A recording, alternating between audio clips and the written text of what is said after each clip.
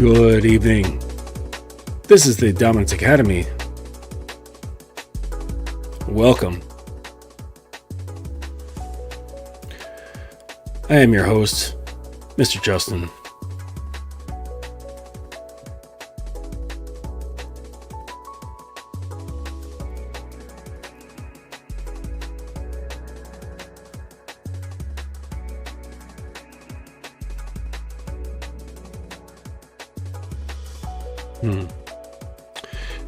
One second, folks.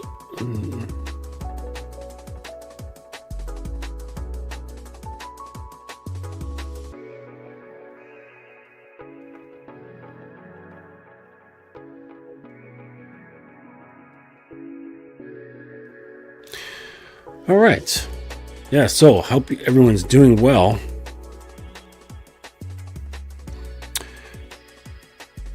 Hi there, little one. Yes. So, interesting day today. A lot going on. My son, my little boy, turning 14 over the weekend. It's crazy shit. But yeah, so that's what's going on. I've been prepping for that and Christmas. Holidays are, bittersweet. They're annoying, but they're also fun. And New York is always a great place for the Christmas holidays. Always a good place for the Christmas holidays. Because they develop, just a lot of like holiday cheer and all that stuff. Let's see here. Oh, books have been published. So my book that's been on sale on my website can now be had as a paperback on Amazon. And that would be this here, How to Be a Dominant Lover. So this is on Amazon. The easiest thing to do is in the Amazon search, just look for just look for the Dominance Academy, or I can just go like this and just share the link. So I'll copy the link and I will put it in the chat. That's the private chat, comments, public chat. Okay, so here is the link to How to Be a Dominant Lover. And so that can be had on paperback. There's been some edits from the original PDF. And then we've also got my other book that is available. And this is, oh shit, wrong one. Let's see here. My computer. I've got, oh, never mind. So yes, this is the book is the CODEX, the Codex of the Sovereign Order. And this is a book, I guess it's like aphorisms. So it's got like, one-liners that are, expressing deep wisdom around dominance and power and, just all kinds of like really cool stuff about that. Pardon me, I'm trying to figure something out here. Duplicate. Okay. Yes. And it's PDF. Okay.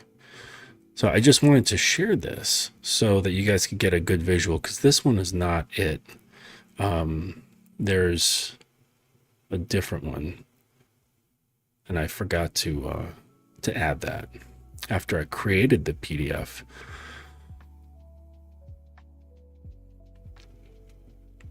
So yeah, this book, there we go. The Codex of the Sovereign Order. And it's just a book of wisdom that you can apply to everyday life, but it's really geared towards men and domination and understanding the things that go into that. So I could just read like a couple of things, like here's chapter 1, verse 1. So it's under the first chapter is the nature of domination. So it's got lines like this. It is built in the, there is a throne that stands not upon marble nor gold, but in the hollows of one's restraint. It is built in the chambers of endurance, sealed with the mortar of self-containment. No craftsman fashions it, for it rises from the man, what the man withholds when all others spend. The unformed seek command through movement. They rattle the air with ambition, mistake volume for vision, mistake noise for proof of life. But the sovereign knows. Motion is the habit of the unanchored. He stands until standing itself becomes the law, and the restless learn stillness by his gravity. The world bends most deeply to the one who does not demand its bending. It's not obedience he gathers, but recognition of order where chaos once spoke too loudly. His rule is not declared.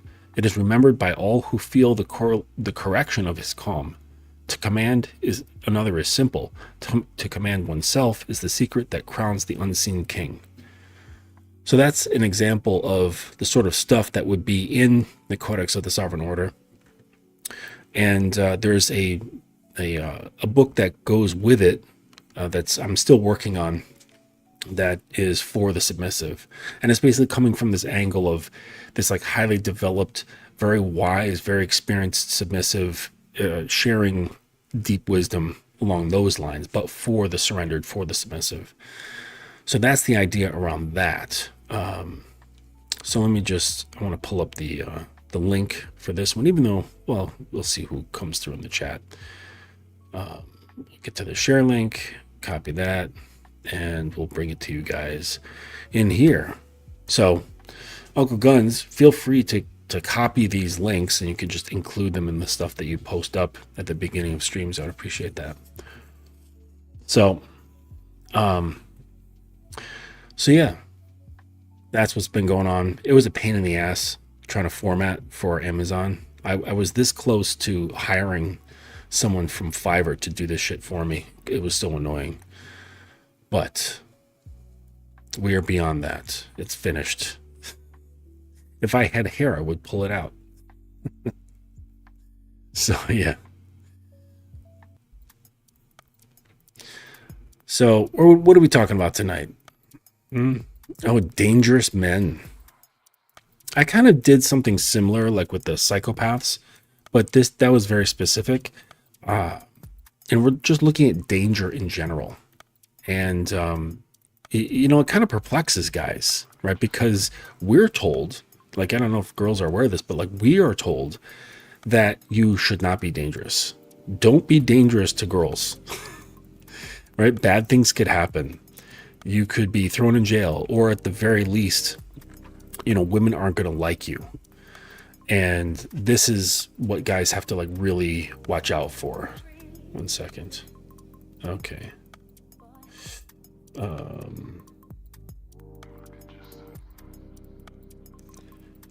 Right, good girl. Yeah, so we're told throughout our growing up in society, in our families, schooling, all sorts of stuff, like just be nice to girls. Don't come off as offensive. Don't come off as dangerous. Don't come off as a threat in any kind of way whatsoever. And then, as guys kind of like grow up, like we start like looking at characters in movies, things that happen in the world, and we're like, hang on a second. If you look at like all the heroes of movies that I grew up with in the 80s and 90s, these guys were rough and tumble dudes. They were violent. They were like the violent hero or the anti-hero. And girls thought they were sexy. And it's like, well, wait a second. These guys are like running through places with machine guns and, bombs and like killing people and this sort of stuff. Their muscles are rippling. These guys don't look nice at all. They don't look like they look like they very much could hurt a woman, including, all sorts of people. So what's going on here? And then, we look at things that have happened, say with like Jeffrey Dahmer, Timothy McVeigh, who are the also like different types of like killers, right? And women were going crazy for these guys. like absolutely bonkers. Like if like they were the Beatles or something. That's how crazy some of these girls were for these guys. And it wasn't just like a few women. It was like droves of them writing them love letters in prison. And so there's something there. There's something about danger, about being dangerous or potentially dangerous that is incredibly alluring. So we're going to be talking a little bit about that. And, we're not going to be making fun of girls or picking on them for this because that'd just be too easy. But, I'll say this humorously that you girls are screwy. You guys are really screwy. Everything's opposite. Everything's upside down. You say be nice, but you actually don't like nice. There's a whole bunch of things that are flip-flopped that you say that like guys should do, but it's actually the ones that don't do all of that stuff that actually get your attention. But anyways, so we're going to get into some of that stuff, and then also showing how this kind of goes into BDSM and how power, like organized power dynamics, sort of brings this sort of stuff out, and how powerful it can be because it taps into that raw thing inside girls that is attracted to and drawn towards danger, towards a dangerous man. And it's funny because because my submissive, she shared with me this account of this couple, and it's like this white guy and this Asian girl, and the Asian girl, she's pretty cute. The white guy basically looks like the Temu version of what's his name? Steve Buscemi. He looks like the Temu version of Steve Buscemi. Just like if you could have like the worst draw of genetics, this guy had them. Like the worst hand in the genetic poker game, this guy had it. And but that, that's interesting because from the appearance, and I'm getting this impression that this couple, they appreciate each other, they love each other, they seem to genuinely have fun together. But he's not dangerous at all. Like if there's too strong of a wind, he's blowing away. Like he needs like heavy shoes. So he's certainly not a threat. But who knows? Maybe he's one of those people where you just wouldn't guess is the fucking psychopath and just totally gets her. I don't know. Or maybe they just have some kind of connection. I have no idea. But from a visual, this guy is definitely not a threat in any kind of way whatsoever. But so it does happen, but generally speaking, girls, they like their danger. They like guys who look like they could cause damage. And yeah, sometimes it's with the idea that the man could potentially cause damage to them. And I'm not saying that, girls want to be, they want to be like abused or hurt or anything like that. It's not like that. It's just the thought of it producing some, type of feeling. And this is what I'm getting at. It's the emotion behind it, not necessarily actually experiencing these things, right? And this is the way it is with girls with like lots of fantasy, where they could have a great fantasy about something. Like maybe they have like a fantasy of being in like, a 10-man gangbang. Right. And just the idea of it and the feelings are very alluring. But the actuality of it, of being like alone and being surrounded by 10 guys all at once, like that's going to be overwhelming. Like the reality of that is going to be too shocking and saying, you know what, I'm not going to do that. I don't want to do that. But in a fantasy, for masturbation purposes, the feeling is, could be very potent to some girls. Just as an example, there's all kinds of crazy fucked up fantasies. And trust me, I say fucked up with all the love in my heart. All the love in my heart. So we're going to be going over like why women are attracted to dangerous men, because safety is not the whole story. right? And I talk about this. I talk about safety, like emotional, psychological safety, physical safety, so that you can create a container, okay? A containment so that they can open up, flow, and be free. But hidden in that freedom is a desire to feel the edge of something. And that's a reality that I think a lot of guys don't really understand, that they don't really know how to bring out within themselves. And this is a point of contention, I think, in a lot of relationships. Because it's like, yeah, he's a great guy, but he doesn't have this edge that makes me feel, I don't even know what the word is, uneasy, mixed with arousal, mixed with excitement, mixed with like a touch of fear. It's like a whole stew that comes around with like that other side of manhood. And there was a show that kind of explained this a little bit called Sex Life. And it was about that girl who had this, she had this party life when she was in her 20s. And then she's like, okay, I got to settle down. And amidst her 20s, she was with this guy who was, he was like a music producer or something like that, or he ran a music studio. And he was just this dude, like he was good looking. He was very nonchalant. He was kind of like detached and sort of like used her, but they had like a strong connection. And like, it was just, but he wasn't very nice. He wasn't catering to her or whatever, but you could tell like he had like a great love for her. And, but he was not like family material. This isn't the type of guy where you get married and start a family with. And so she met this other guy who definitely was. He was like Steve Rogers. He was Captain America. He was good looking, dependable, fit, had a great job, had his own home, like all of this stuff, like all the makings for developing a new family, like just all the right ingredients. And she's like, this is a great catch. Like, this is a great guy for this sort of pathway. And she did it.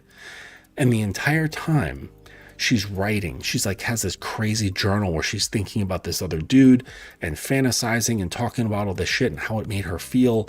And she didn't feel like this with her husband. He wasn't the guy. He didn't like rev her up. And he made her feel safe, right? But there was no edge. So the liquid inside the container, it might have been open and relaxed and fluid, but it was still. There was just so much stillness. Water, and part of the nature of water is movement, right? It is stillness, but it's also movement. Water exists as a calm, placid lake, but it can also be a raging river. So and water needs to be expressed in both of these states in order to be full, in order to express its fullness, its totality. And she wasn't. She only had that placid lake. And so she kind of like got caught with these fantasies, and he's like, holy shit, like I had no idea, like I didn't turn you on, and that you were fantasizing about this dude this entire time. And and does she cheat on him with the guy or something like that? Because she just couldn't contain herself. It was just such a strong draw, because basically an entire part of her personality, both like her I guess out of bedroom personality and in the bedroom personality, was just dormant.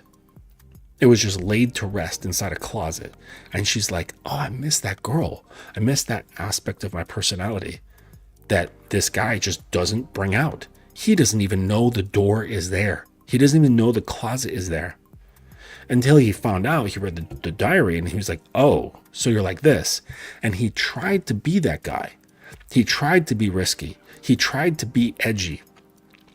And she went along with it, but it wasn't the same, because she could tell that he just genuinely wasn't like this. He wasn't the edge guy. Like he could create an edge. He can pretend there was an edge, but he didn't really have that edge.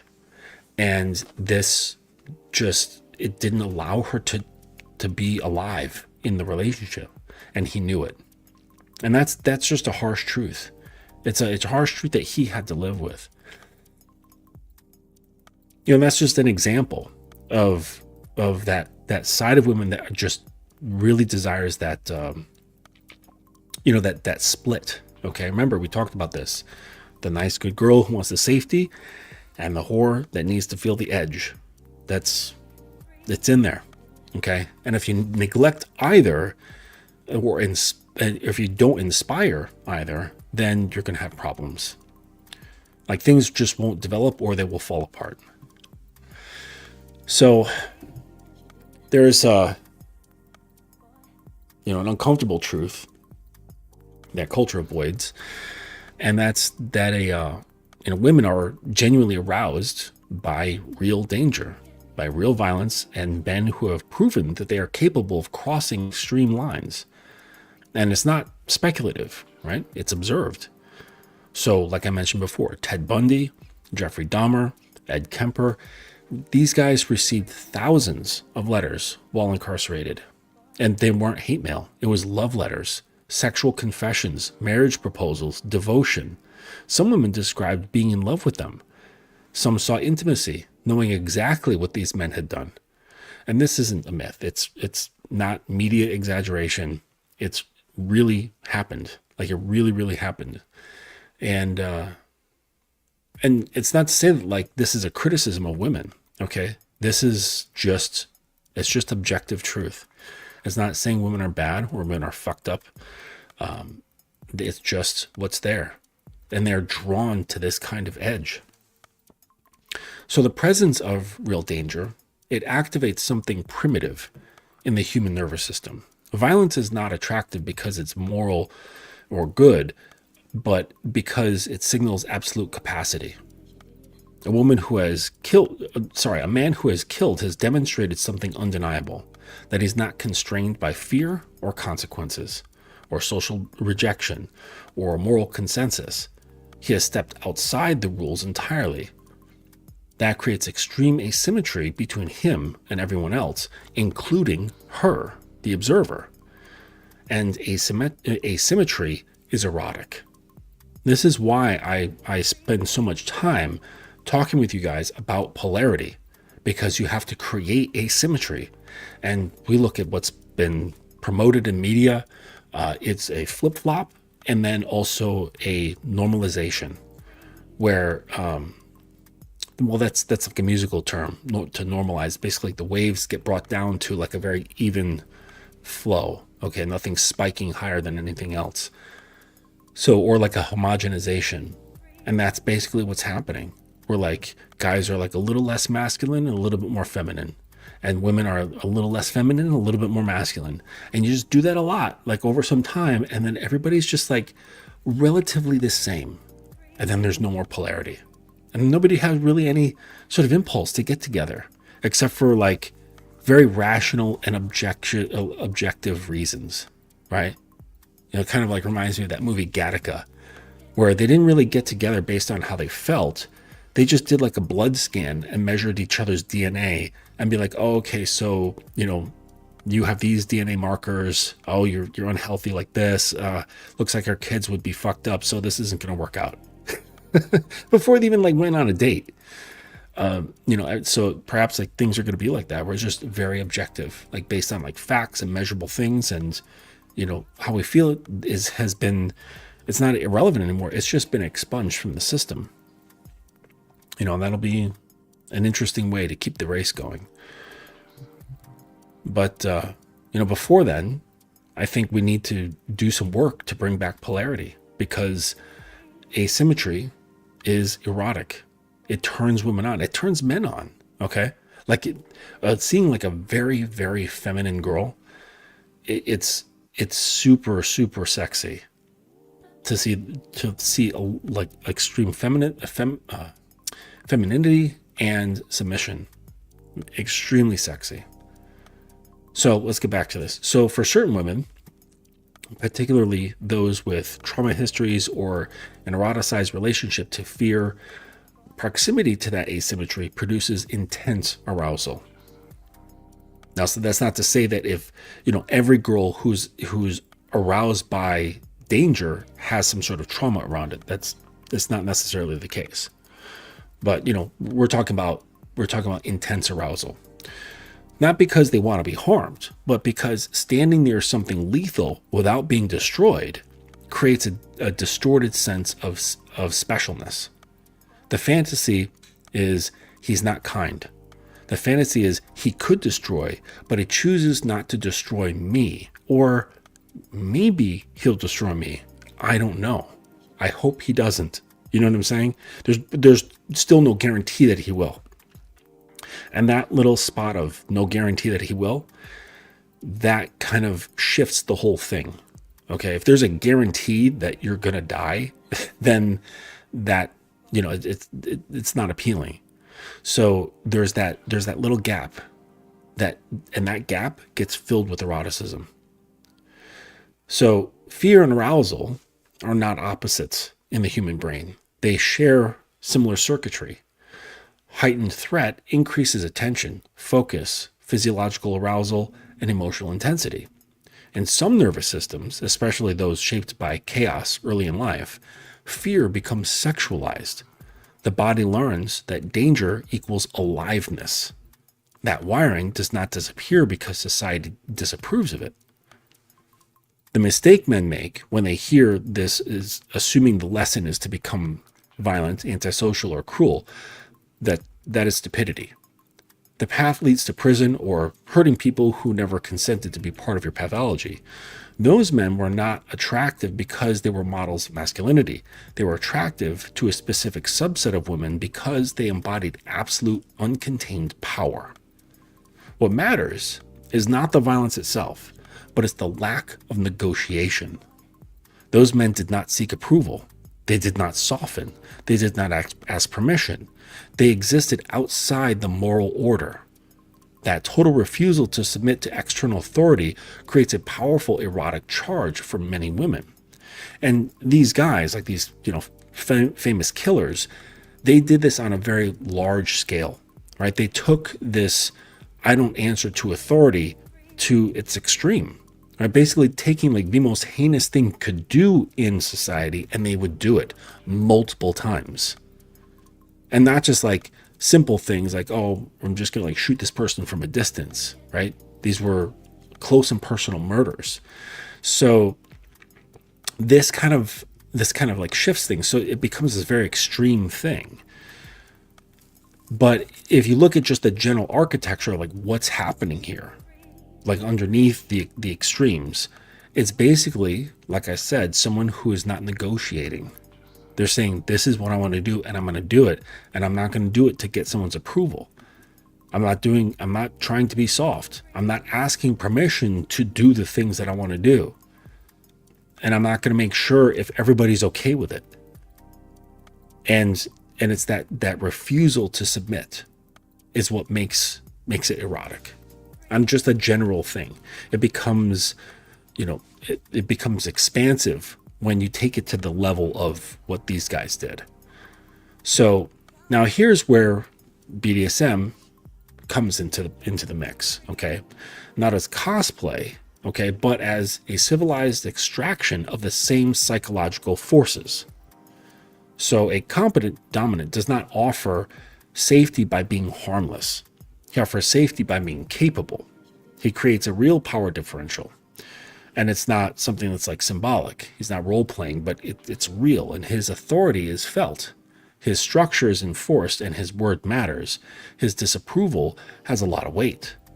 And part of this has to do with the same sort of structure that the killer did, but on like a smaller scale, a more civilized scale, where he's still not asking for permission. He's not seeking approval, and he's existing outside of like typical moral orders, but it's just not on an extreme. It's like a more tamped down, localized, targeted version of this.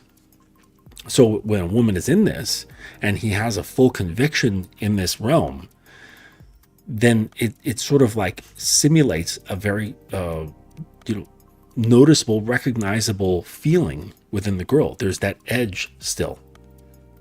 I mean, the knife might not be a giant Bowie knife, but it's still a knife. It's a bit smaller, but a knife nonetheless.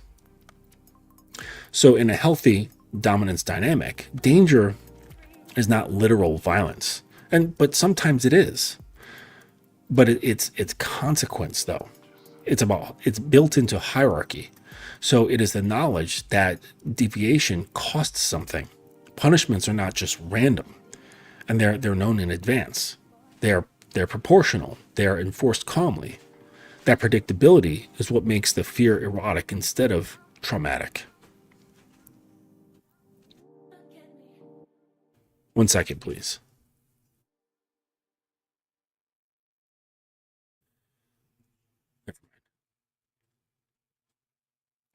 And so the only like I've known a couple of like very high sadists, and that's when like the punishments come out of nowhere. Like it's not linked to any sort of like, it's not punitive punishment. It's not linked to hierarchy, except in the fact that the guy says basically, I have this kind of power and I'm going to exercise it.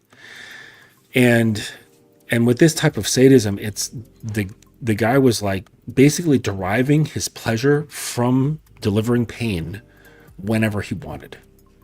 And I can understand this. Like I get it. Like I'm on the scale of this because it's a spectrum basically, but I'm not as high up as him, where I'm driven by the impulse to inflict pain. He definitely was. And his wife is driven by the opposite equal puzzle piece of the masochism. And it drives her, like she has this great need. Okay. And so they work well together. I mean, he's very well educated. He's experienced martial artist. Like he knows about force and like what to do. And he's not like just out here like beating the crap out of her. It's not like that. But he's not linked to some sort of like, oh, this is going to happen because you did this. It's basically, this is going to happen because I want it to happen. And so, when I said that it's not just danger with, like literal violence. Sometimes it is literal violence. It depends on the dynamic. For me, it's not typically like that. I get into my moods where I just want to inflict pain because, whether it's psychological, emotional, or physical. But usually it's connected to some sort of structure. All right. So I mentioned that, so the punishments aren't random. They're known in advance. They're proportional, and they're enforced calmly. That predictability is what makes the fear erotic instead of traumatic. Fear of disapproval is one of the most powerful regulators of human behavior. When a man's approval is rare, earned, and meaningful, losing it hurts. That hurt sharpens attention. It pulls focus inward. It produces obedience without any force necessary. This is not manipulation. It's how hierarchies function in every domain of life. The dominant does not need to threaten violence because the structure itself carries weight. Rules are clear. Expectations are explicit. Punishments are real.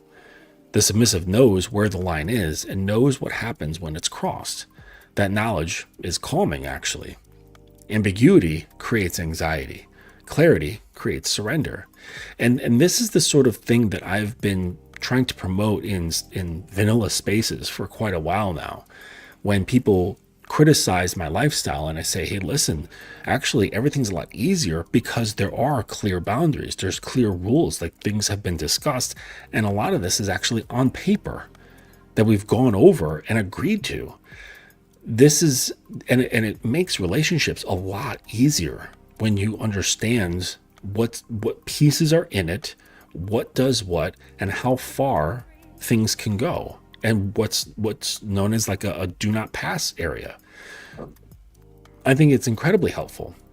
But in regular relationships, it's often quite the opposite, where they do not talk about these things ever until something is violated.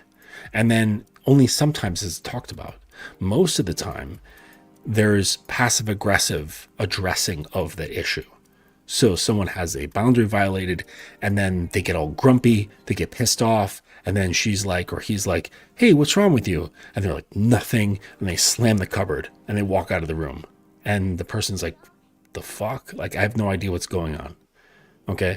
Like, that's typically not going to happen in a healthy dynamic, because there's so much talked about, and there's so much put out very clearly and plainly on the table, that it's hard to come into situations like that. And, frankly, I'm not going to allow that kind of behavior to exist. Like, if I see pissy behavior, like, it's going to get shut down, and I'm going to flip it so that the real communication is going to come out. Because, like, what? I don't care if they're upset. Just get it out. What are you going to do? Like, hurt my feelings? Who cares?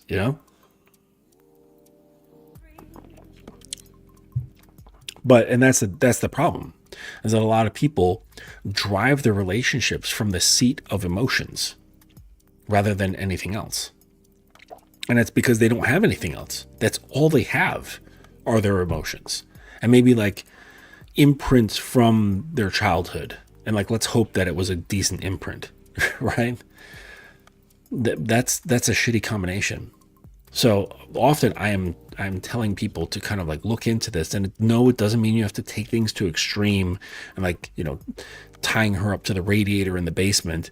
Although some wives, I'm sure, would absolutely love that, or husbands, but you don't have to take it that far. The point is that, one of the benefits of BDSM is the amount of communication that's done. And, and checking in and getting more psychological with things. It helps tremendously. So in contrast, a strong dominance dynamic says, this is the hierarchy. These are the rules. This is the cost of disobedience. This is the reward of alignment. Nothing's hidden. Nothing is improvised. That transparency allows for the submissive to relax into fear without being overwhelmed by it. And that's a key difference, is that underneath the fear, because I could concoct an elaborate CNC scene that takes it, say, like out into the world, and I've got maybe like an abduction scene that involves a car and a friend, and she's got to be like roped in on like the whole like the whole script of what's going on. Like, she has to be understanding of what's happening. And, but not too much, because we need to keep this element of mystery. And so this is something that could happen, and it can produce very real fear within her. But the foundation, there's this underlying sense of, but he has me, like this is all happening within his container.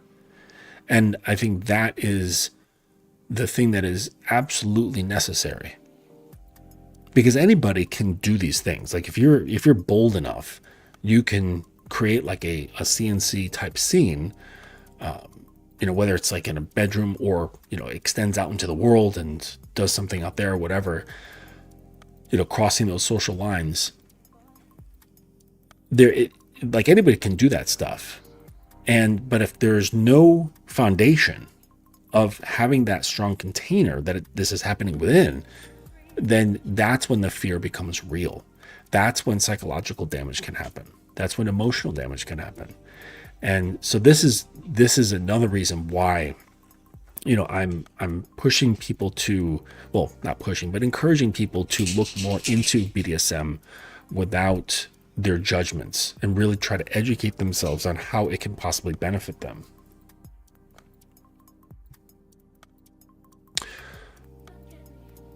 So this is the crucial distinction between monsters like Bundy and ethical dominance.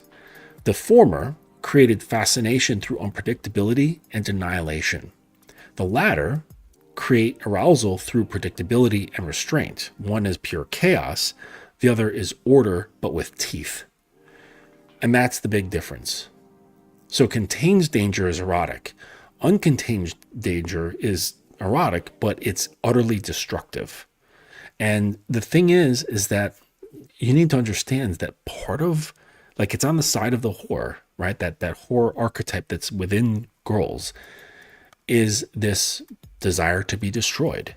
And I don't mean it in the sense of like literal axes, knives, chainsaws, or explosives or anything like that. It's like with the spirit of being destroyed.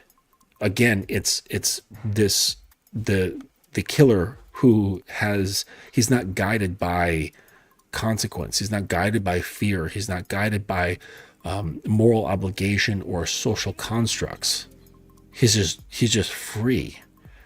And so there, part of that the horror archetype, she has this bit of desire to feel that annihilation, to feel that destruction, to feel that zeroing out.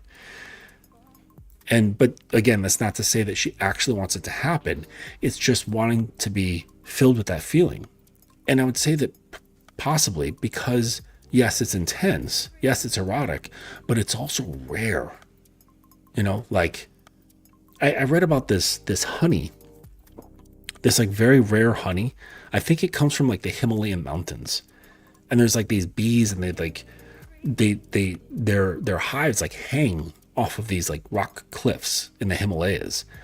And it's a very dangerous and very rare to get this kind of honey, but apparently it's amazing and it's incredibly expensive. Just having that kind of honey, just being on that outskirts and knowing about it, being like, you can't just like walk into your store and buy some, it makes it alluring. It's that tabooness, it's that exclusivity, it's the rarity. And that is part of the desire for this as well, is that this is not just part of some regular occurrence, that it's like, oh, I can experience a feeling like that.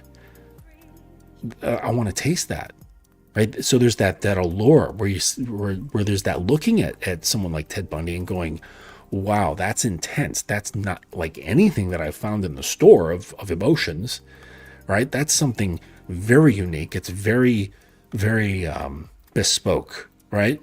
That's a bespoke emotion. And I want to like feel that. I want to taste that. And so within BDSM, you can allow her to taste this, and you yourself can taste this as a dom. You can kind of have a taste of what it's like to be sort of like a Ted Bundy-ish kind of guy, to taste the monster, to taste the demon. And I would say that it's not entirely unhealthy, because the truth is that we have this stuff inside us. We have monsters inside us. As Peterson once said, that we're full of snakes. And it's part of our conventional civilized society to try to convince ourselves and others that no, we don't. I don't have a monster inside me. Not at all. I'm a great guy. That's a complete lie. I absolutely have a monster inside me. I know exactly what he looks like. And this is not a bad thing. I think it's an honest thing. And this is another thing that in ideal BDSM does, is that it encourages us to be honest. And this is what I want for everybody in their intimate relationships with themselves and with other people, because that's where we can start living free, or closer to being free. I don't think we could ever possibly be free. And there's no evidence saying that would be a beneficial way to live.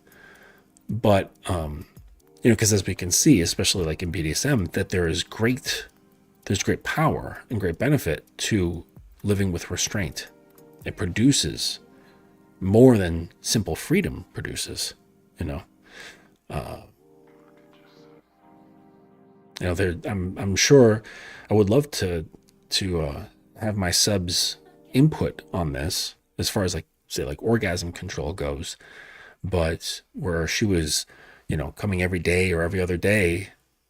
And I'm wondering if orgasms now, while they're like controlled and earned and edged and all these things, if they're more powerful now compared to when she was, flicking her bean every day or every other day, or multiple times a week or what have you. I have the feeling that they're stronger now.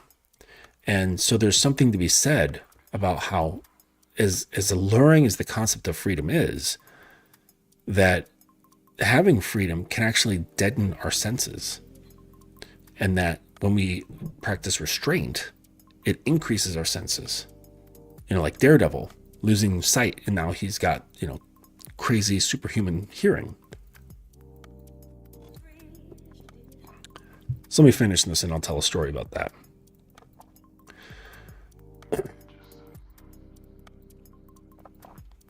So I was saying that, how BDSM offers like an ethical and safe way to experience this dangerous territory without being destroyed.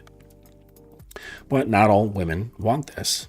And it's true, because BDSM is a very wide spectrum. There's like little girls, right? Like there's submissives that identify heavily with the little girl. They don't want to experience danger at all. Like they like teddy bears and like giant lollipops and dressing in cute little outfits and snuggling with their favorite little bear. Like that's what really gets them going, So not all women want this. Many don't. But enough do that pretending otherwise would be dishonest. And men who want to lead in these dynamics must be willing to look at the darkness without flinching. The darkness within her and the darkness within themselves. There's two monsters here, two demons. And that's the difference between, a real monster and a man who can be trusted with power. So when I was talking about the restraint and the things that can come of this, I remembered when I was living in the Shaolin Temple, and I don't know if it was a choice or my sifu was like, okay, we're doing this now, but it was time for iron palm training. And so he got out all this equipment. There was special stuff that we had. He brought up this giant, like 12-foot long an iron girder. And it had like a bunch of guys carrying it up into the temple and set it on cinder blocks so it was up. And we had to like hit this with our hands. And there was like this pattern of basically striking our hands from various angles, various like hand positions, like striking positions. Not very hard, but just a little bit over time. And you're basically driving the iron minerals like into your skin. We were sifting hot sand in a wok that was on like this electric like camping burner. And there was a whole bunch of stuff that we were doing to basically strengthen the skin, deaden the nerves, and promote calcium deposits in the knuckles. And so we were doing all this training, and part of it was also cultivating our chi. So we had very strict everything. Like we had strict sleep schedule, strict training schedule, strict meditation schedule, and strict dietary schedule, as well as the dietary components. So all we were allowed to eat was boiled rice, boiled chicken, and boiled vegetables. And there was no salt, no sugar, nothing, like no spices, anything. Just the water and the food items, and that's it. And we did this for, I don't remember how many months, maybe like 3 months or something like that, doing this kind of training every single day. And I noticed like these just crazy changes. Like I had so much energy. It was crazy the amount of energy that I had. Like sleeping was difficult. Like I would sleep for like 3 hours, and that was it. I'd pop awake like, all right, let's go. And it'd be like 3 o'clock in the morning. And this was all of us. So it was like a group, maybe it was like 6 students that were doing this training. And, at the end of the training, we were able to reach into a pot of boiling water and pull out an egg and not feel a damn thing. Like our skin it'd be a little bit red, but we wouldn't feel it. There would be no damage because the skin was so calloused. It was pretty wild training. I couldn't be around children. I couldn't be around pregnant women because from what he said is our chi was so like condensed and powerful that being around kids and pregnant women especially could like throw things off with the fetus. So I don't know what the truth is behind that, but that's what we were told. And that was kind of unfortunate because one of my roommates at the time, she was pregnant. This was before I was actually living at the temple. And but the restraint. So after the training was done, I had just like some kind of like regular food. I can't remember what it was. Maybe it was lightly salted. And I felt like someone had dumped like a handful of salt in my mouth because I had experienced like such restraint that my taste buds had become like reawakened. And the tiniest bit of salt, tiniest bit of sugar, tiniest bit of spice, it was like I was having an entire mouthful of whatever that was. Really amazing, like just how the body resets. And when we do practice restraint, so many other things become sensitive. They almost become like superpowers. It was a really wild experience, and then of course I went back to having like regular diet that I was accustomed to, and all of my superpowers went away. But the training was cool. It was a lot of fun. But yeah, it was an interesting time of my life. So let's look back here at this topic. So it's funny. I've got that page that my girl sent me about that couple, the weird looking American guy and his cute Asian wife or girlfriend. And because I'm just thinking about that mix with the content of this show, and they just don't mix well. But maybe he is dangerous. Maybe he has behind closed doors, off of social media, when the camera's off, and he's actually the sort of person that really kind of gets the girl going. And really, like, that's the thing, because this stuff, we're talking about emotional and psychological potency. That's really what's happening here.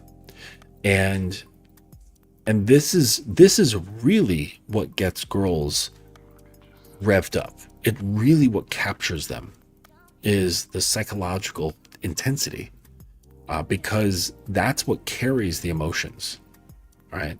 Like emotions, they're very powerful, but they're fleeting. They flow in, they flow out. Sometimes they're recurring, but they're fleeting. Psychological intensity can last. It can create imprints in the mind, and this can kind of grab hold of the emotions and pull it up with it. So this is why this stuff is much more effective, much more powerful, and a profound experience than, say, having a nice job, having a nice, like, doesn't sound silly when I start bringing it up, like having a nice job, having a nice home, having a nice car, having a nice body.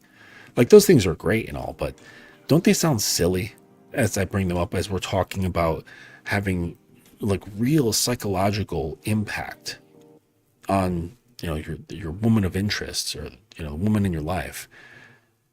Like, this is it far outweighs these things, and it's just so funny that just for years now, there's been pages upon pages of guys promoting red pillisms, talking about like, this is what you need to get girls. This is what you need to create an impact on on female attraction and that sort of stuff. And it's really not the case. It really isn't. Those things will get you in the door, but it won't keep you there. It won't keep her there. Okay? It will open the door. And and this came up like recently. There's this guy. What's his name? Clav. I just learned about this guy recently from another like coach. And so there's this guy Clav, and he's young, and he's like kind of like this, I guess, poster boy for looks maxing. and that whole philosophy. And I guess that stems from the whole black pill thing. And apparently he was like kind of an ugly duckling, but he did some work. He had like, I don't know, maybe some cosmetic surgery. He did bone smashing, where they take like little hammers and they hit their cheekbones, basically like what I did with my knuckles, but they do it on their face. So they can like increase their cheekbones, their brow, the bone that goes up here, and maybe their chin, maybe the bone that's here. And they'll just hit those and try to like bring them out. And he did this, plus I think cosmetic surgery, perhaps maybe even wearing makeup. And, he's a good looking kid. And, I think he could probably, I don't know how tall he is, but like he could probably model. But there's these videos of him going out and talking to girls. And he had this idea like, oh, like I've maxed, like I've turned up the volume on my looks. Things should be a snap. And he's out talking to girls and they're just blowing him off because your looks has such a shallow amount of psychological impact. It has some, but it's like, I know that my girl is visually attracted to me. She mentions it numerous times that she finds me handsome. But I know that if my mind was in a different place, that if my emotions were a different place, that my whole being was in a different place, the impact of how I look to her wouldn't be so impactful. It just wouldn't. Because looks just don't penetrate, right? They penetrate just a little bit. Like they get into the Earth's crust, and that's about it. But beyond that, it's we're looking at like your character. We're looking at your mindset. We're looking at like, are you emotionally volatile, or are you emotionally under control? Do you have the ability to be decisive, or do you hem and haw? Can you make up your mind? Can you think clearly? Meaning like, can you just think from your own self, or are you thinking hesitantly with respect to her, which then kind of like makes her feel like she has power over you? And this is all like very real stuff, and you can't check it out. Like you can't like learn this from you can't like buy it from a store, like that sort of thing. Like you can shop for your looks, you can shop for a new outfit, you can even go get plastic surgery and like get your face all fixed up, but that's not going to really change how a woman feels about you. It's going to change how she sees you for sure. All right.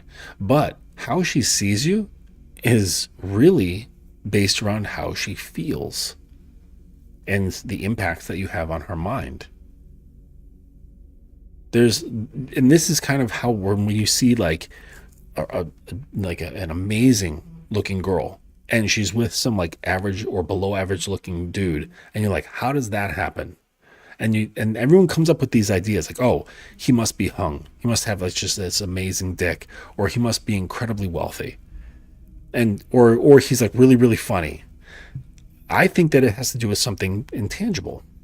That he just has this ability to get inside her head. And he goes in there and he's like, I fucking live here. And that's the difference. And when it's not done with force, it's just done with clear certainty.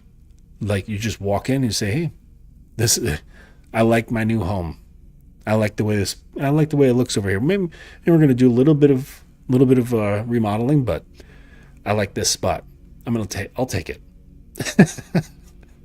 and part of that comfort, in oneself in doing so, she's like, oh, okay. It's kind of a weird thing that, well, just the following of that sort of clear, concise confidence.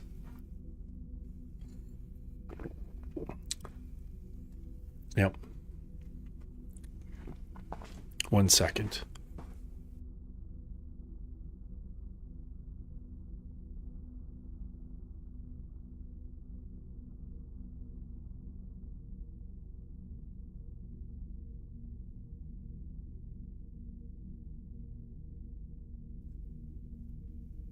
Okay. Sorry about that.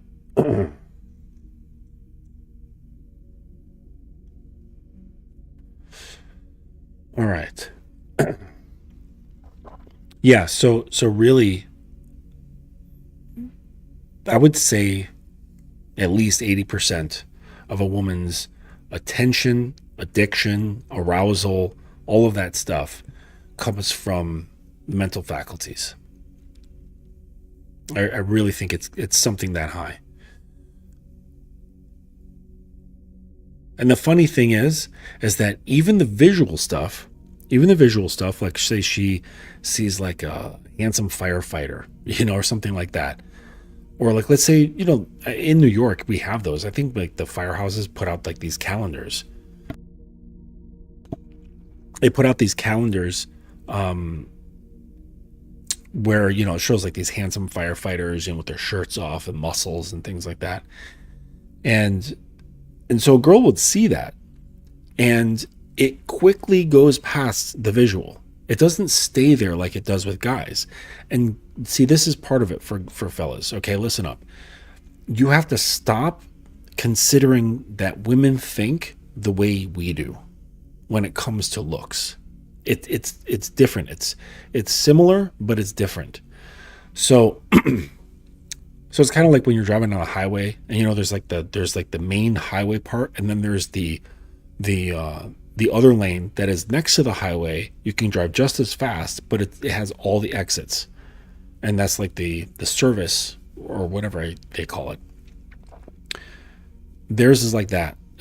So they can look at, say, like that handsome fireman, and it quickly goes beyond that, and they start fantasizing. They start looking and trying to like feel out his personality, his character, what he smells like, what he behaves like, what he sounds like, what being with him would feel like, what touching him would feel like, what him touching you would feel like.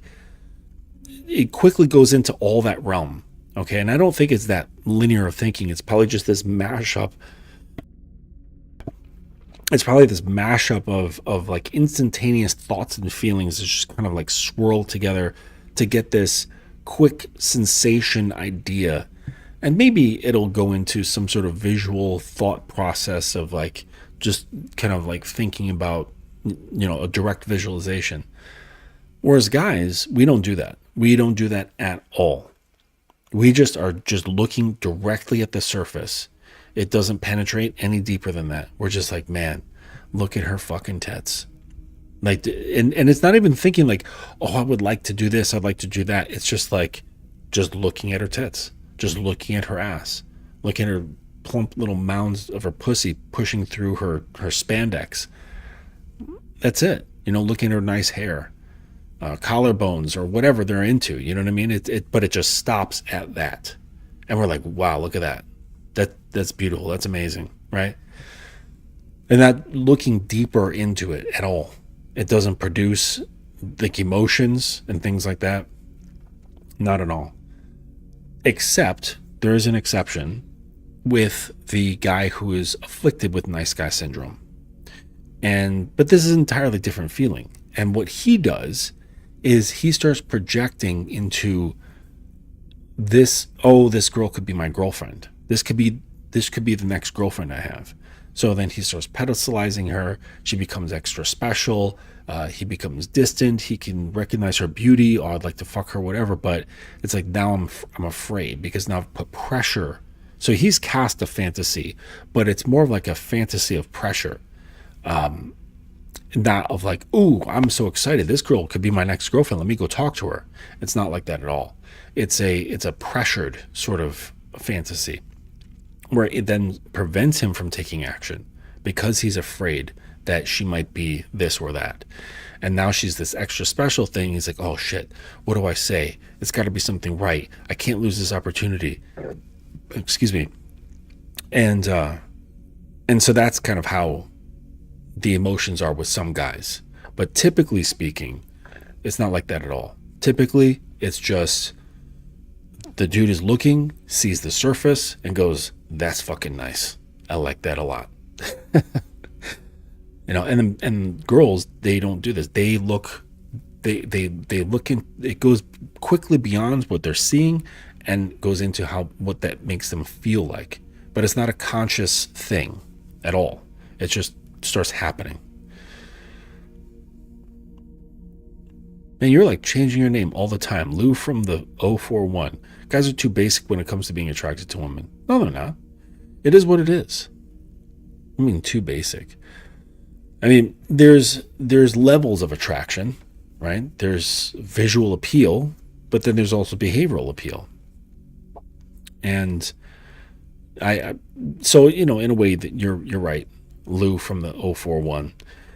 I encourage guys to think like this, to get away from the power of beauty, right? Because for most guys, it can transfix them. It can influence their behavior just by looking at a girl and going, oh, wow, she's so special. And look how pretty she is. And then I'll say, why is she special? And they're like, what do you mean? Like, look at her. And it's like, okay, it's like, what's special about that? Like, tell me what's special. And, and it's not like she's the only person who looks like that, right? There's tons of good looking girls. So why is that one special? And typically they can't answer, right? They're just, those are the words they're choosing to express their high level of visual attachments that they have to her. And that's basically what it is. Nothing any more complex than that. But really, I want guys to kind of get past this so that they get to behavior, because that's what's really sexy. It's behavior changes the game like nothing else. It changes it like nothing else. And so you have to really determine of specifically what kind of behavior arouses you as a man. Like, what can she do that's non-sexual that you find arousing, that you find attractive? Not necessarily arousing. Like, we're not talking about like what makes your dick hard, but what behavior do you find attractive? What draws you towards it? And be specific. And this is incredibly important for you to be able to answer, because this will give you two things. One, it'll allow you to understand discernment of like what behavior is attractive and what isn't, okay? Because you're now in a place of knowing. But then it also gives you a position on what to teach if necessary. So then you can say, look, this is what I want you to do. Why? Because I find it attractive. If you want me to remain attracted to you and you want to kind of like feed that back and forth, this is what you do. So if you're in that position of having to teach, that's what you do. You just bridge that connection. So it's really important to understand your own drives, to understand what behaviors turn you on, what behaviors bring you in. And, that takes self-reflection. You got to like really think about behaviors and what you like. And it's funny because a lot of guys are supremely disconnected from their desires. They're really, really disconnected from them. When you really get down to it, there's a lot of desires that guys have. They're just conditioned to detach from them, to consider them bad, to consider them selfish, all sorts of stuff like that. But once this gets changed around and you've given yourself permission to have desires, and you kind of let go of any sort of judgment or shame or hiding, then you start walking on that path of freedom. And this is the beginnings of becoming like what I was talking about earlier in the show, where you're becoming closer to that dominant. You're coming closer to that Jeffrey Dahmer, the energy of Jeffrey Dahmer, where the person basically, because that's the extreme version of, like, Jeffrey Dahmer was like the extreme version of saying, this is what I want. My wants are so great that I'm willing to incarcerate myself. I'm not even thinking about that as a consequence. It's not even the realm of my awareness. That's how much I want this thing. Now, I'm not saying that guys need to be that obsessive with their desires, but we can turn down the volume on that, but still have it audible. Okay. Jeffrey, he blasted it. Okay. We don't need to blast it.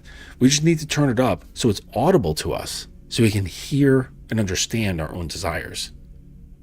Okay.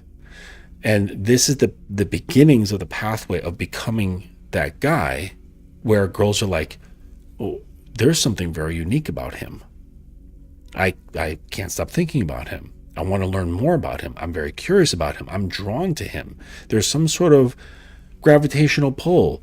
And this is when girls are like, he's not even my type, and I'm drawn to him. I don't even know why. But it starts with you being separated from conventional society, conventional expectations of how to show up, how to look, how to behave, how to talk, like all this stuff. And this is why the anti-hero is so appealing. Like Deadpool is a great example of an anti-hero. Wolverine is an anti-hero. There's something about this. If we get away from superheroes, like James Dean, Rebel Without a Cause, like the concept of the rebel, that's what this is. It's the person who says, fuck all this shit. I'm going to operate the way I want to operate.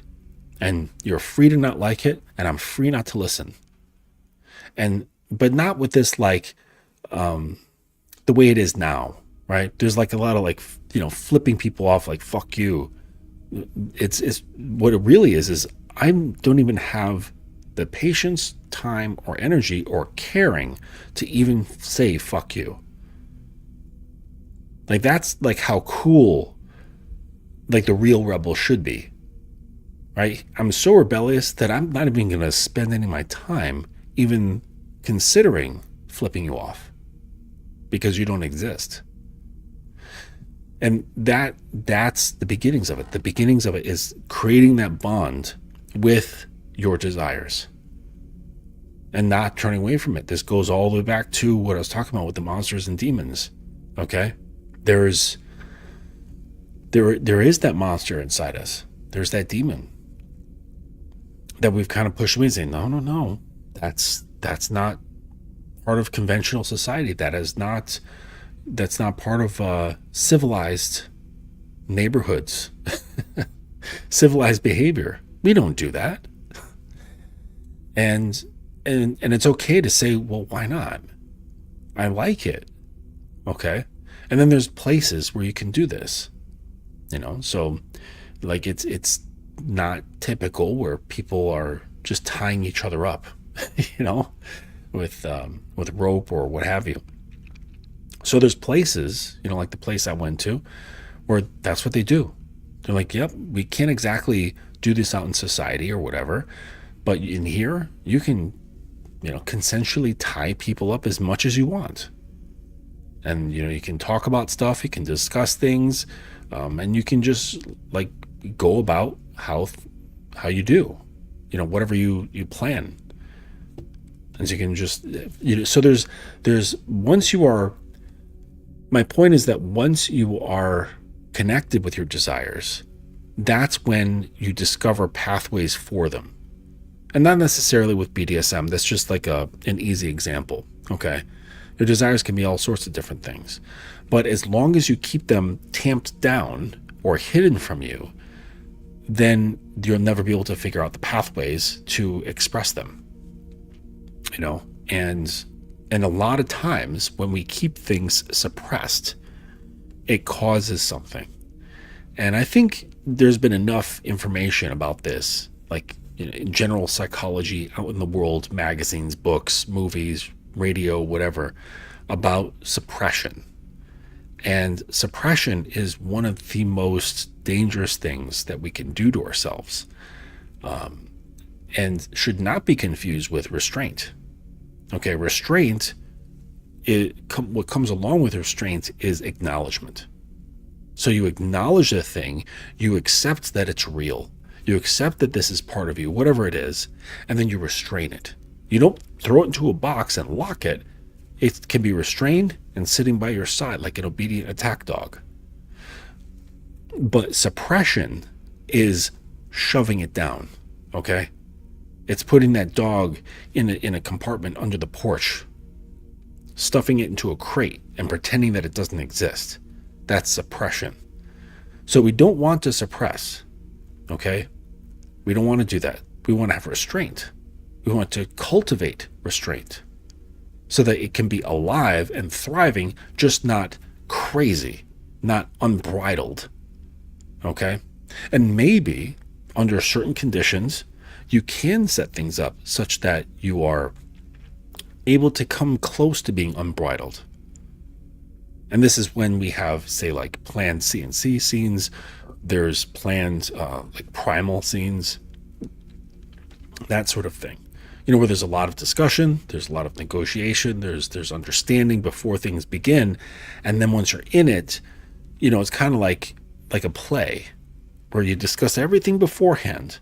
And then once you're on stage and the curtain opens, like everybody's in it, everyone's committed to the thing. And everyone's expecting that everyone's going to do what everyone said that they're going to do to the fullest extent, so that everyone becomes immersed in what's happening on stage. Like the actors become immersed. And that's the whole idea. And this is when like acting really becomes great, because it's like they're not them anymore. They're now the character. You know, and some actors take this very far where they don't even go out of character. I think that's called method acting. I don't know about the other kinds of acting. That's the only kind that I know of. So it might be that. I don't know. But basically they stay in character nonstop, like when the curtain's down as well as when the curtain's up. And there's a lot of power at this. There's a lot of power in this expression. You know, and this is also why I'm a big fan of 24/7 dynamics. Now, I know it's not possible for everybody. It may not even be desirable for everybody, you know, and that's okay. It really is. But there's great power in self-development when you can embody this stuff. And this is what I mean when I kind of take things further and saying, well, I'm not just like playing a role. I'm not just exercising something that I like to do. I'm basically becoming an entity rather than a guy named Justin doing these things. And so I'm basically shifting my entire identity into something that I want it to be, right? It's a choice-driven thing. It's a preference-driven thing.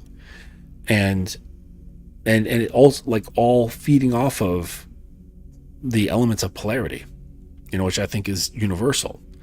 So you're basically becoming this like extension and entity off of natural universal polarity. And so this is personally like what I find to be beneficial to living in a 24/7 dynamic, because I'm never not it. So I'm like replacing or morphing what was there previously. And I think there's something very beneficial to this. There's something about, you know, ego permeability, you know, questioning identity, you know, and allowing these things to flourish, allowing these things to happen. And you don't really get faced with these interesting challenges in vanilla relationships. Now, of course, it's not better, okay? You can live perfectly fine in a, you know, partial power exchange where, say, there's only power exchange behind closed doors, and that's perfectly fine, absolutely fine with regard to that.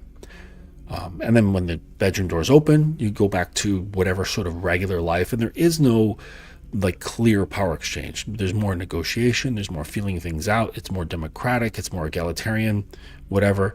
You know, or it flopped to, you know, whoever like didn't have power in the bedroom, you know? So like, let's say in the bedroom, you know, like the woman is completely dominant because that's what she wants to do. This is like a natural expression for her sexually. It really gets her turned on to be dominant. Okay. And let's say the husband, He gets very turned on being submissive. But they open that bedroom door and walk back out into the house. Boom, everything flips back. She's like, I know my role. This is how I like to be in the rest of, like, I don't want to run shit in life. I don't want to run shit in this home. Okay. But holding a whip in my hand in the bedroom, that is incredibly erotic. Just holding it makes me wet. Like that sort of thing. Okay. And that's perfectly fine. Okay. I'm not saying that there's better or worse ways to go about power. Okay. I'm just describing to you what my experience is and what I find to be the benefits of it. That's not to say that one will not experience benefits by not being in a 24/7, right? There's benefits regardless of how you go about it, because, it's all about just bringing these things out. For me, basically, I'm just saying I want to bring these out and keep them out. I want to live as this entity, rather than Justin who dabbles in it when it's convenient. And I get that. Like for some people, it has to be convenient. It has to be just only when it's convenient, and that's fine. Lives get in the way. People have to have responsibilities. They can't always just be the thing, even if they really, really want to. And I know some people who are like that. They're like, I would just fucking love to do nothing but be a slave at my master's feet and do nothing at all but serve him. I get that. Okay, some people have this, but you know what? Life isn't fair. We have things to attend to. We've got family, we've got friends, we've got jobs, we've got, say like loans, or we have, all sorts of things that are like tied to us that connect us to the world. And we can't just abandon everything just so that we can, live this, become this entity. But that's not to say that desire isn't there. Okay. So it's almost like if that's there and one wants to be in a 24/7 sort of thing, you can just take that strong desire and turn down the volume on it a little bit, or maybe a lot, depending on the scale. And this is what allows one to live as that slave, but also be able to interact with the world and not lose oneself in either case. So you can kind of like be in it, but not be of it. And this is what I mean when I say, basically keeping your submissive, ankle deep in the lake of submission, where she's never out of the lake completely, but she's just ankle deep or knee deep into the lake of submission. And so she's always a bit submerged in it, but a large part of her being is out and can function with the world, doing things that she needs to do, because we all have attachments, we all have responsibilities and things like that. Regardless of whether we want them or not, we still have those responsibilities. And, and who knows, maybe it's better that way. Maybe it's not an entirely healthy thing to completely, live within our fantasies. Who knows? Reminds me of these old books, these old sci-fi books, which actually turned into sort of this like subgenre of BDSM called gore. And it's based off of these science fiction novels, I think from the 70s, called Gore, G-O-R. And it's the name of a planet. And basically on this planet, it's like very much like Earth, but all the women are slaves. Like they're just absolute slaves. And I was like, and like there's this whole subculture, and there's a number of these books. There's a ton of them. There's like 12 or 15 of these books. And a subculture has developed around this sort of thing. And they basically have this idea like called a Gorean style BDSM, Gorean. And it's all based around the philosophies and ideas around these books. There was this thing. Oh yeah, yes. So the only thing, and so I got the first novel, and it's boring as fuck. It is not It is not exciting. It's not very well written at all. And apparently, like the fun, erotic, like overly slavey type stuff, it doesn't happen for like 5 books in. So I'm glad I didn't like take it that far. But what I did find really cool were names. So titles. So slaves were not called slaves. They were called kajire. And I thought that was really cool. I don't know where they get the name. It sort of sounds Japanese. Kajira. Kajire and Kaijiros are terms for the fictional Gorian saga book series by John Norman. The female slave. Oh, so the Kajire, Kajirae, or singular Kajira, is a female slave. And a male slave is Kaijirus, is the male slave. They're much rarer on Gore compared to the number of female slaves. But I always thought that was like Kajira. It's a cool name. Oh, that's why it makes me think of kaiju, like the Godzilla type monsters in many anime kaiju. But Kajira, I don't know. Maybe that's what I'll start calling my sub. Start calling her Kajira. Because like in a lot of these traditions, they lose the name, right? Slaves, they renounce their name. Not legally, because I think legally you need a name. But I guess like within the dynamic, they release it. And there's a tradition of this, right? At least amongst like Eastern philosophy, where monks, they renounce their name. It's funny, like I think I told the story where I met a Korean monk in Lower Manhattan at the Container Store. And I didn't know what I was like, is that guy a monk or is this just some like New Yorker wearing a cool outfit? I couldn't tell. And it was this like gray taupe, like tan sort of patchwork, but very geometric, very square. But still kind of random. And this robe, this big robe, and it was heavy material, like really heavy, like canvas cotton. And I walk up to him and I was like, man, excuse me, I don't mean to interrupt, but your outfit is awesome. And he's like, thanks, I made it, And I'm like, really, you made it? He's like, yeah, I'm a monk. And he says, hi, my name is Sunim. And I thought that was his name. Like his name was like Sunim Jones or whatever. But Sunim, I've later found out, means monk in Korean, I believe. Correct me if I'm wrong. I can just look that up now and end my query.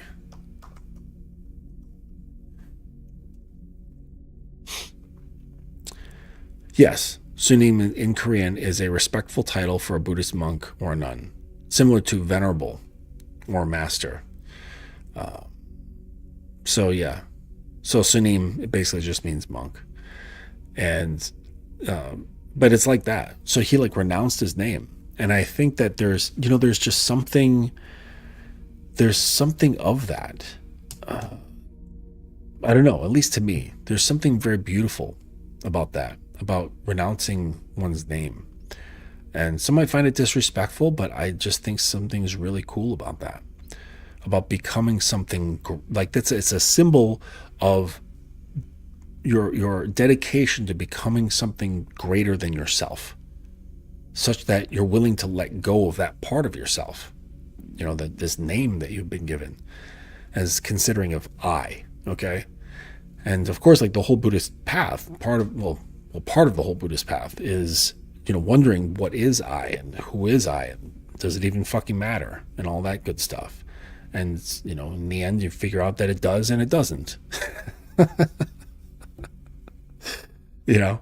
And I'm finding that it's like the same kind of stuff, at least in the pathway of BDSM, the way I am taking it.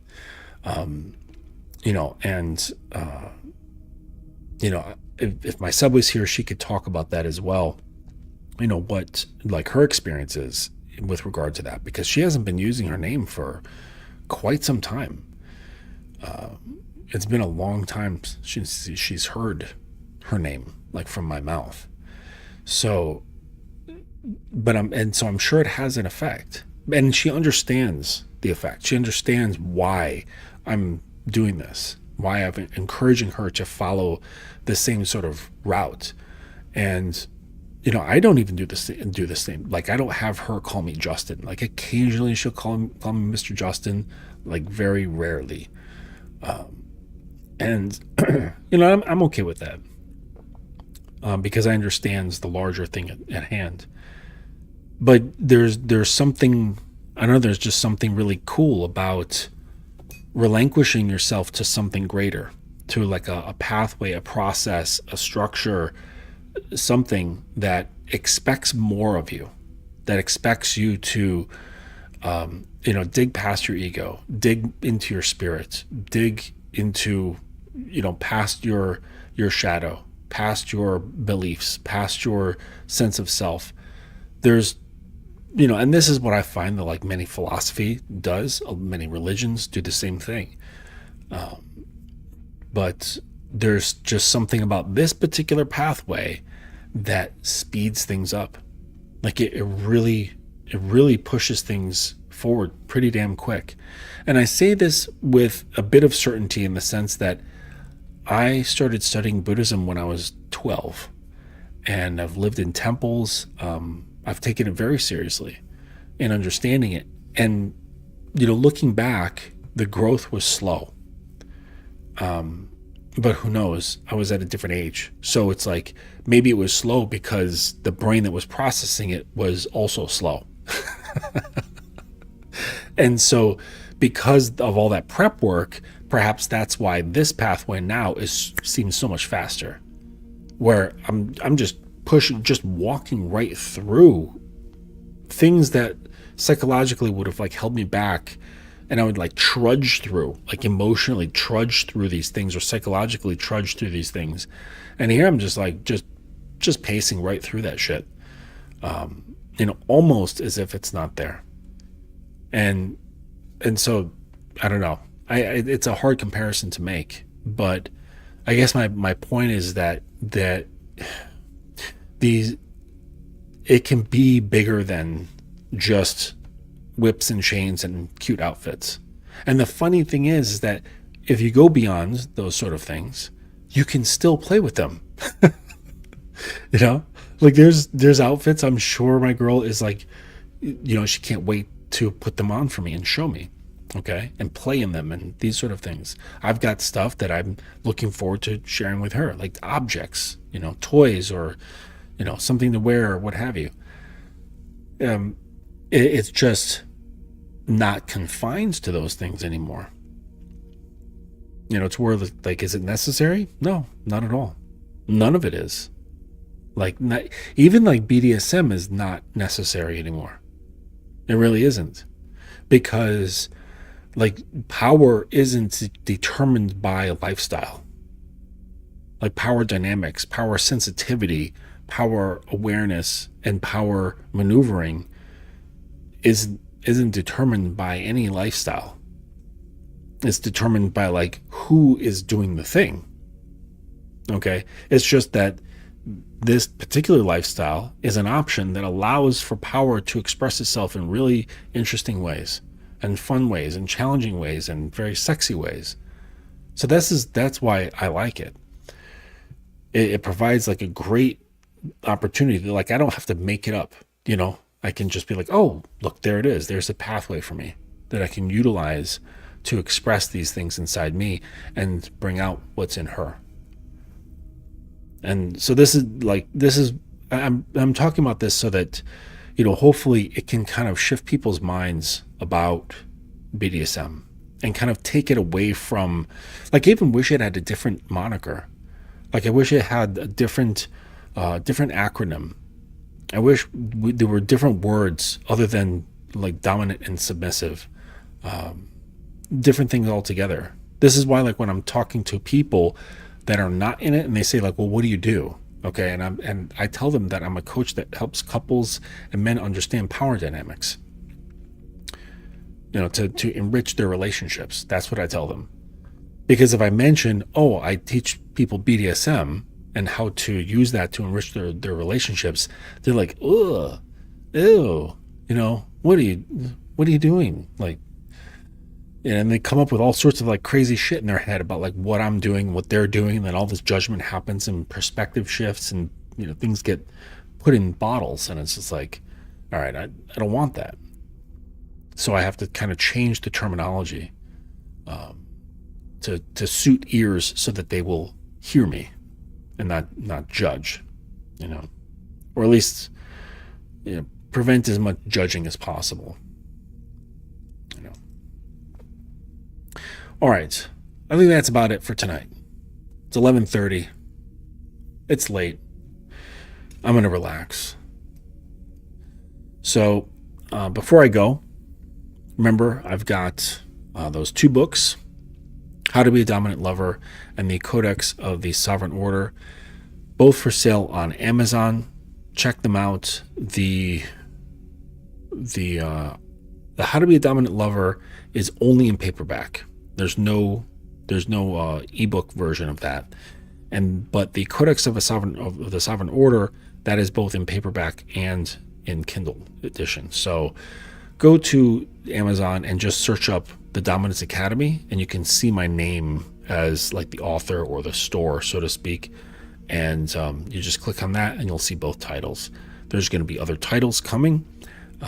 Probably after the holiday, I'll be able to publish the one for submissives, and we'll see what happens after that. I'm still working on this other book, and it's basically covering everything from soup to nuts. It's going to be a big read, and I'm probably going to have to hire an editor because I do not want to edit like 400 some pages. Like the Dominant Lover book was like 140 pages, and that was a nightmare having to edit that. So having to do 400, I will probably have an aneurysm. And this is why you can hire people called editors. So that's what I'll be doing. All right. So yeah, thank you for stopping by and listening to tonight's episode. I appreciate you. And so, do yourself a favor, buy yourself a holiday present, get yourself one of my books, or get a book for a friend or loved one who you think could benefit from, at the very least, upping their bedroom game. It'd be a nice holiday present for anybody. All right. Thanks again for joining me, and we'll see you on the next one. Take it easy.